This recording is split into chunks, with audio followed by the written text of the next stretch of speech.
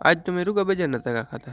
તો આજ થયો કાંક એવો કે સવારના પોરમાં મને વહેલો ઉઠાડી દીધો, કેમ કે દુકાને જવું હતું એટલે નીકળી ગયો દુકાન જવા. મારે દુકાને આપણે ધ્રુવભાઈ ભેગા થઈ ગયા. ધ્રુવભાઈથી બે ચાર વાતો કરીને આપણે સામાન લઈને નીકળી ગયા પાછા ઘર બાજુ. ઘરે પહોંચીને ડાયરેક્ટ આવી ગયા સાતમાંથી, કેમ કે આપણે કરવાનું હતું વિડીયો એડિટિંગ કરીને આવી ગયા નીચે, કેમ કે જવાનું હતું બજારમાં. એટલે ભાઈ હોન્ડા લઈને પહોંચી જાય છે બજારમાં. ત્યાં થોડીક વાર બેસીને આપણું કામ થઈ જાય છે એટલે આપણે નીકળી જાય છે પાછા ઘર તરફ. ઘરે પહોંચીને આપણે જવાનું હતું મમ્મીને મૂકવા, એટલે પાછા વળી આવી જાય છે બજારમાં મમ્મીને મૂકવા માટે. મમ્મીને મૂકીને આવી જાય છે રાજભાઈ ઘરે. રાજભાઈ થી રામ રામ કરીને આવી જાય છે દિનેશભાઈ ઘરે અને રાજેશભાઈ ઘરે. રાજેશભાઈ તો કાંઈક કામ કરતા હતા અને દિનેશભાઈ તો મને કાંઈક કહેતા સાંભળી લો તમે.